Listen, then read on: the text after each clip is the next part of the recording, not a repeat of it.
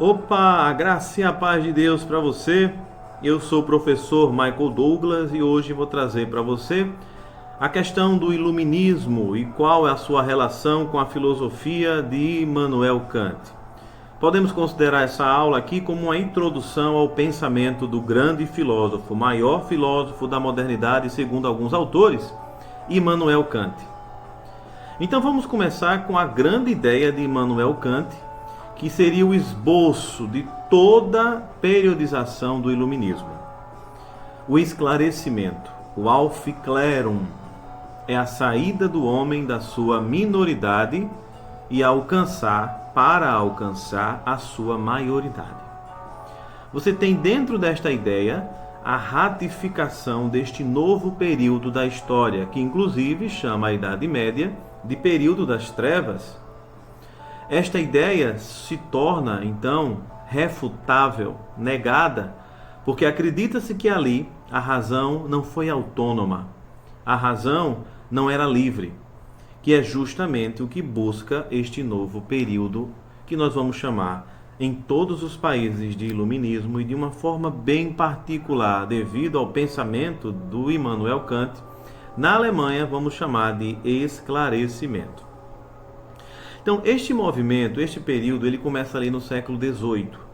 Ele tem o seu primeiro desenvolvimento na Inglaterra, na França, na Itália. Mas nós sabemos que ele chegou no Brasil também, né?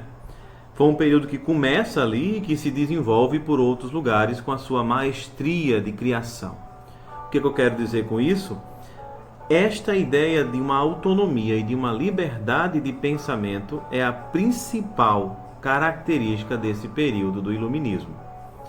O iluminismo, então, ele vai trazer consigo uma grande crítica, uma denúncia a todo modelo de conhecimento que se faça de modo forçoso, pelo uso da força, a todo modelo dogmático que se mostre verdade absoluta e que impede o ser humano de pensar por si só naquilo que se diz ser verdadeiro. O iluminismo também é um período que vai se justificar a partir de uma ideia de liberdade de fala, o falar, o pensar, dentro de uma relação muito íntima, gera no ser humano essa ideia de liberdade e autonomia. É preciso ter a liberdade da fala, é preciso ter a liberdade de pensar, é preciso pensar no ser que vive. E este ser que vive, além de conhecer, ele precisa pensar no seu comportamento, no que ele é no mundo. E a partir de onde ele não está sendo levado por pensamentos anteriores, por tutelas, né? Por tutores, pessoas que determinam o modo de pensar. A ideia iluminista impede isso. Qualquer tipo de ser humano que não use ainda a sua razão. Porque a razão, meus queridos, não é algo como uma característica humana, não é a essência humana apenas, dirá Kant. A razão humana, ela é força, ela é instrumento libertador.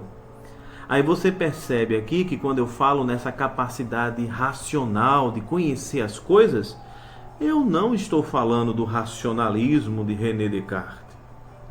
Eu estou falando de uma razão dentro de uma perspectiva ética, que é aquela que vai nos libertar da escravidão, dos grilhões da ignorância, como alguns autores vão chamar. É um período onde a efervescência racional garante que o homem consiga alcançar sua verdadeira finalidade. A finalidade do homem, diante da tradição, vai dizer que é ser feliz, Aristóteles, não é assim?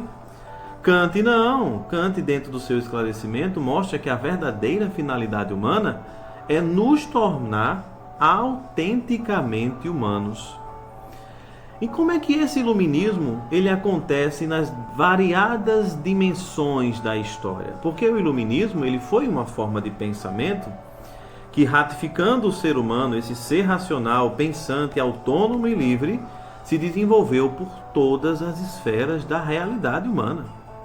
Então você tem, por exemplo, na política, a ideia de um despotismo esclarecido.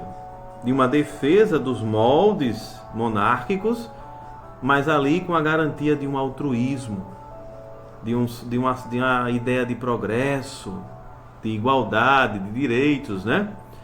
Você começa a perceber também a expansão dos continentes americanos a partir ali de 1776, essa coragem de ir além, de se fazer-se mais presente. Você tem ainda aqui uma ideia, por exemplo, no Brasil, da Inconfidência Mineira. E essa ideia de liberdade também, que motiva o Tiradentes e toda a raça brasileira neste ideal de busca de direitos por sermos pessoas autônomas, cansados da tradição, cansados dos dogmas e cansados daquele conhecimento que vem sempre à força. A própria Revolução Francesa, 1789, você vê ali um ideal burguês de efetivação, né, da economia, mas você vê como princípio norteador da Revolução Francesa os ideais de igualdade, liberdade e fraternidade, que se justificam a partir dessa ideia de iluminismo também. Então, diante desta realidade, nós começamos a perceber que o que Kant quer chamar de saída da minoridade é literalmente a busca de um novo modo de ser no mundo. É a busca desta liberdade, é a busca desta autonomia no pensar e no ser, no garantir o homem como ser criador. Daí vem o apoio desse pensamento iluminista. Porque não podemos pensar numa teoria que não tenha vindo de nada, né? Então qual é a grande influência que o iluminismo vai ter? Com certeza, ali no século 17 e 18, a própria Revolução Científica e a questão das concepções mecanicistas, ou melhor dizendo, a concepção mecanicista do universo de Galileu e de Descartes. Porque a partir dessas ideias se percebe que não há uma força externa que faz com que o mundo seja o que é. A partir dessas ideias de uma concepção mecanicista e da revolução científica, se busca entender o universo de uma forma autônoma. E se o universo é autônomo, o homem também deve ser autônomo. Vem aquela ideia também empirista de conhecer para dominar. Conhecendo os padrões, conhecendo as leis, eu garanto um conhecimento seguro que me dê a capacidade de administrar melhor minha vida usufruindo desse conhecimento. Saber é poder, do Francis Bacon. Então nós temos aqui este grande movimento iluminismo configurado pelo Immanuel Kant com essa saída da minoridade e o alcance da maioridade. Repetindo, saída da minoridade é sair desse estado de heteronomia e chegada na maioridade da razão é o alcance dessa autonomia que se tornou uma febre em todo o mundo a partir do século XVIII. Então por hoje é só, e na próxima aula nós vamos discutir um pouco sobre o pensamento de Immanuel Kant, a epistemologia de Immanuel Kant. Valeu por hoje e tchau!